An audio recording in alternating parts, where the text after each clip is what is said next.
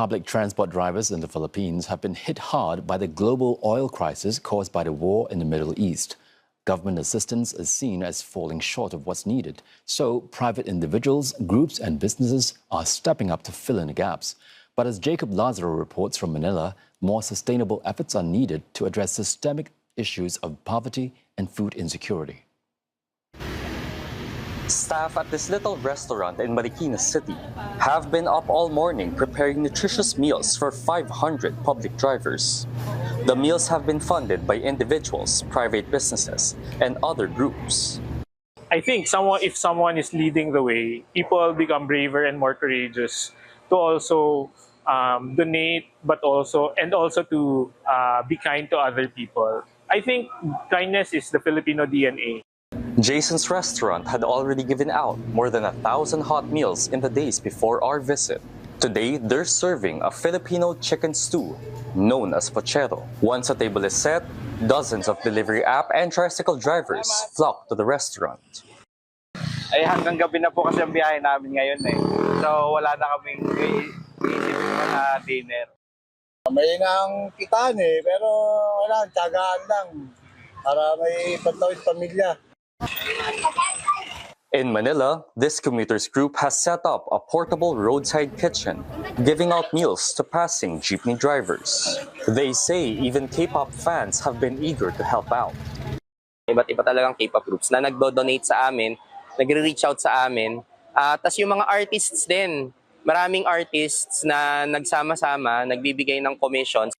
Feeding programs and other donation drives have been popping up all over the country in the past few weeks. They aim to give struggling drivers and other hard-hit groups a temporary reprieve, even if the donors themselves are also facing financial challenges.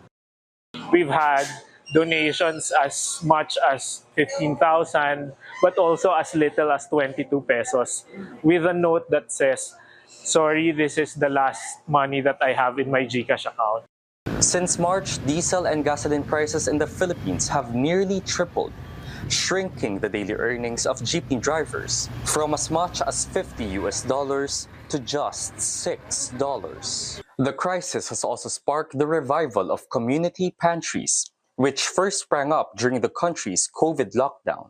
Private individuals set up tables or shelves at roadsides and stock them with basics like rice and canned goods, free for those in need. 60-year-old Girlie Grimaldo Lanya has been organizing pantries every week since the pandemic at various locations. Now she has a network of donors and fellow organizers who help her keep the pantry going. Her secret, social media. Hi guys! Lola G is here, community pantry, on the go na tayo. Kailangan medyo thick yung face mo. Lagi ko iniisip at the back of my mind, it's not for myself. Kumbaga, it's for the people talaga. Community pantries and private feeding programs have become a recurring cultural phenomenon, with Filipinos looking out for each other in times of adversity. So, kailangan umalis ka sa comfort zone. Ano yung pwede mo maiambag? We want to prove that if a scrappy kitchen, if a very small kitchen like ours can do an operation like this, then there's no excuse for people and for those who are in power to actually do something bigger and do something better. Organizers, along with their beneficiaries, are calling for more concrete and sustainable measures from the government, including the suspension of tax on oil and the increased subsidies for drivers. They know only too well that generosity and resilience are not long-term solutions. Jacob Lazaro reporting for CNA from Metro Manila.